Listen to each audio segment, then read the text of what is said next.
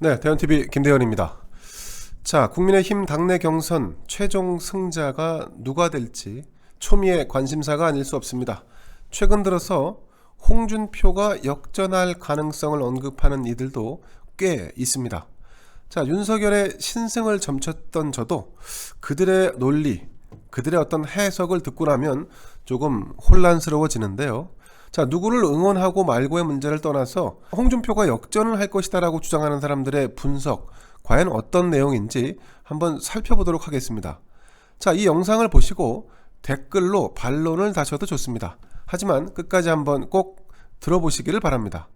자, 홍준표 승리를 예상하는 이들의 논리는 무엇인지 따져보겠습니다. 우선 국민의힘 당원 수가 폭발적으로 증가한 부분에서 극적 반전이 일어날 가능성이 있다는 분석입니다. 기존 국민의힘 당원 책임 당원 수는 28만 명이었는데 이 책임 당원 월 1,000원, 1,000원 이상의 당비를 내는 당원을 말합니다. 자, 그런데 이번 당내 경선의 참여 대상인 책임 당원은 총 57만 명으로 기존 당원보다 29만 명의 신규 당원이 늘었습니다. 자, 그 결과는 더욱 놀라운데요. 기존의 국민의힘 당원 비율은 영남이 과반을 훌쩍 넘었습니다. 다시 말하면 부산, 경남, 대구, 경북의 당원 숫자가 50%를 훨씬 상회했기 때문에 영남에서 이기는 자가 대선 주자가 되는 이런 공식이 통했었습니다. 그런데 좀 전에 말씀드린 것처럼 당원 수가 2배 이상 폭증하면서 영남 당원의 수가 전체 당원에서 차지하는 비중이 40%대 초반으로 떨어졌습니다. 자, 이 당원 수의 폭증은 실제로 당원 투표에서 이 서버가 터질 정도로 폭발적인 어떤 이 참여도 이런 것들이 나타났다는 거 아니겠습니까? 자, 이제는 영남에서 승기를 잡았다 해도 당내 경선에서 이겼다 라고 말하기 어려운 상황이 된 겁니다. 게다가 신규 당원 가입자 수가 많은 서울, 경기 등 수도권의 경우에는 이 영남에 비해서 이번 경선에 임하는 투표율이 약 10%가량 높게 나타나고 있다고 합니다. 자, 영남의 투표율이 만약에 60%였다면 수도권은 한 70%에 달한다는 얘기죠. 영남의 패권이 더 이상 유효하지 않은 경선이다. 이게 이번 경선의 특징 중에 하나로 꼽히고 있습니다. 자, 윤석열 후보는 대구, 경북을 중심으로 한 영남권에서 당원들의 높은 지지를 받고 있습니다. 하지만 이번 경선에서는 그게 판세를 좌지우지할 수 있는 그런 포션이 아니다 라고 볼 수 있는 여지가 생긴 겁니다. 자, 그에 반해서 수도권과 영남에서 우위를 보여온 홍준표는 유리해질 수도 있다라는 분석이죠. 자, 10월 말까지 실시된 각종 여론조사 결과에 따르면 당원에서 윤석열은 10%에서 많게는 20% 가까운 격차로 앞서가는 것으로 나왔습니다. 하지만 그 격차가 꽤 좁혀질 수밖에 없다는 얘기도 나오고 있는데요. 게다가 당원이 폭발적으로 증가했다는 것은 조직력의 위력이 약화되고 당심이 민심의 흐름에 수렴하는 결과를 낳을 수도 있다는 점, 이런 점도 홍준표에게 유리하다라는 분석이 나옵니다. 신규 당원 중에서 2040 세대가 예상보다 많다고 합니다. 물론 총 수치로 본다면 50대 이상의 숫자가 여전히 높지만 종래 보수당의 당원들이 주로 50대 이상의 고령자층이었던 반면에 새로 진입한 당원 중에는 상대적으로 젊은 층이 많다는 거, 이건 좀 과거와는 다른 현상인 건 분명합니다. 또 신규 당원 가운데 남성 비율이 높다는 부분도 주목해 봐야 할 대목입니다. 현재 윤석열 후보는 여성 유권자, 여성 당원들에게 높은 지지를 받고 있는 반면에 홍준표는 남성 당원들, 남성층에서 지지율이 높게 나타나고 있습니다. 자, 이런 관점에서 볼 때도 홍준표가 당원 조사에서 결코 불리하지 않다라고 하는 분석이 나옵니다. 자, 당원이 아닌 일반인을 대상으로 하는 여론조사의 경우에 전화 면접 방식을 취하고 있는데 전화 면접 방식 여론조사에서 홍준표는 윤석열에 비해 많게는 10%포인트 가까이 앞서는 것으로 나오기도 합니다. 자, 이런 추세가 계속 이어질 것을 감안하면 일반 여론조사에서 홍준표가 우위를 보일 것은 크게 이견이 없어 보입니다. 격차의 문제일 뿐이죠. 게다가 전화를 받은 응답자가 쉽게 답변을 하지 않을 경우에 전화 면접원이 한 차례 더 그래도 누구를 지지하시겠습니까? 라고 추가 질문을 한다는데, 자, 이때 한 번 더 고려해서 선택해달라 할 경우에 여론조사 특성상 비호감도가 낮은 사람에게 유리하다고 합니다. 자, 현재 큰 차이는 아니더라도 비호감도는 윤석열 후보가 더 높게 나오고 있습니다. 이 또한 홍준표에게는 유리하게 작용할 수 있는 요인이다, 이런 분석이죠. 자, 그래서일까요?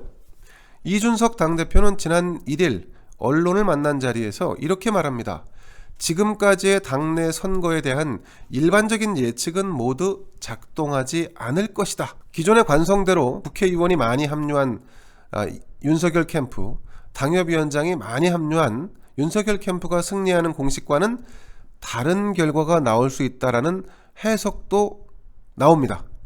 즉, 윤석열 캠프가 국회의원, 당협위원장이 대거 참여한 초대형 캠프였는데 그게 곧 승리를 의미하지는 않는다는 해석이죠. 조직선거가 위력을 발휘하지 못한다면 윤석열이 홍준표를 압도할 근거가 약해질 수 있다는 의미입니다. 자, 빅데이터 분석 전문가인 전석진 변호사도 홍준표의 우세를 점치고 있습니다. 이 사람이 홍준표를 지지하는지 안 하는지는 둘째 문제고요. 전석진 변호사의 분석을 한번 보겠습니다. 전 변호사는 57만 명의 당원 가운데 약 5만 명 정도를 윤석열을 비토하기 위해 가입한 신규 당원, 즉 다른 말로 하면 홍준표의 역선택에 유효한 수치로 뽑고 있습니다. 2차 경선 이후에 급증한 19만 명의 당원 가운데 최대 5만 명가량이 반윤석열을 위해 당비까지 내면서 당에 가입했을 것이라는 이런 가정을 한 건데요. 자, 그런데 이것을 전제로 해서 이 5만 명은 사실 의도를 가지고 들어왔기 때문에 이 전제가 맞다면 무조건 투표를 할 가능성이 높죠.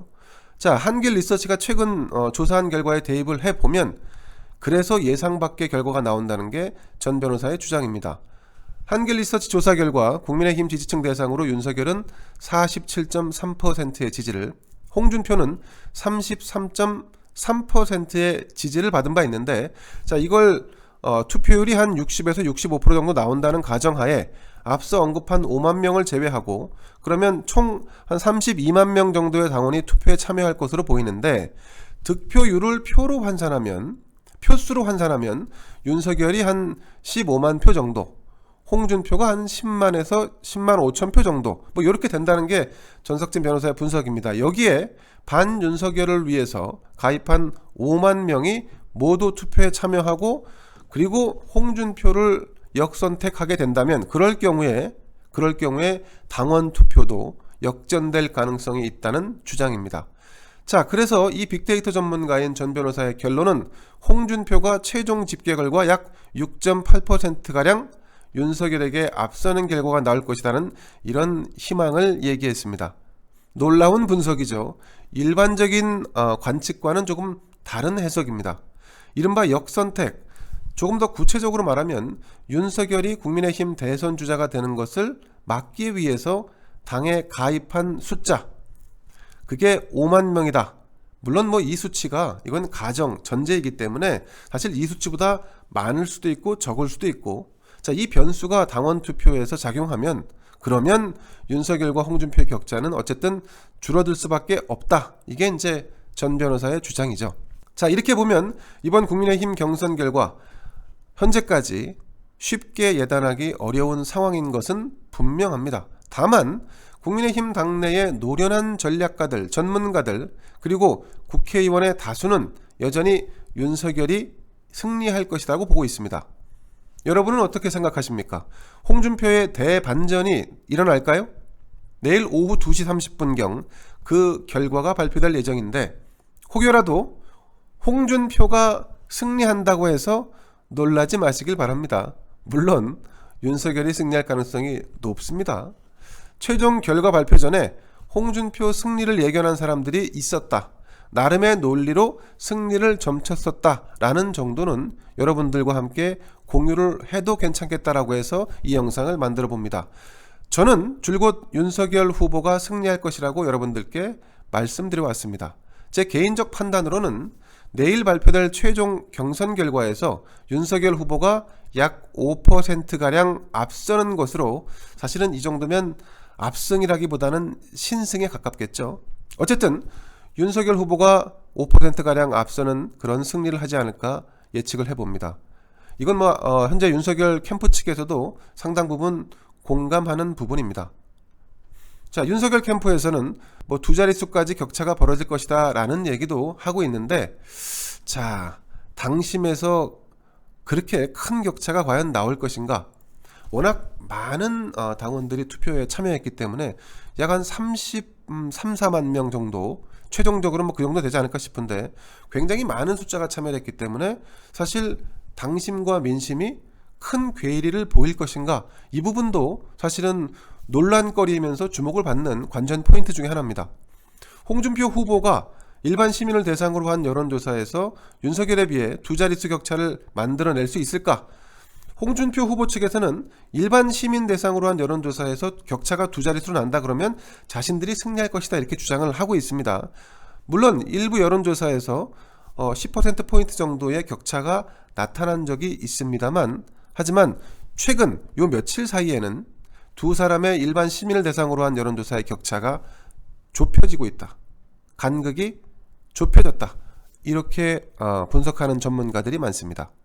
어쨌든 여러분, 홍준표의 역전 가능성 전혀 없는 것은 아닙니다. 자, 그래서 이번 국민의힘 당내 대선 주자를 선출하는 경선이 더 뜨거운 관심과 또 폭발적인 어떤 주목을 받는 것이 아닌가 싶습니다. 여러분, 내일 오후 2시 30분경 그 결과를 한번 지켜보도록 하시죠. 자, 김대원의 뉴스 브리핑 여기서 마치겠습니다. 감사합니다. 구독, 좋아요, 알림 눌러주세요.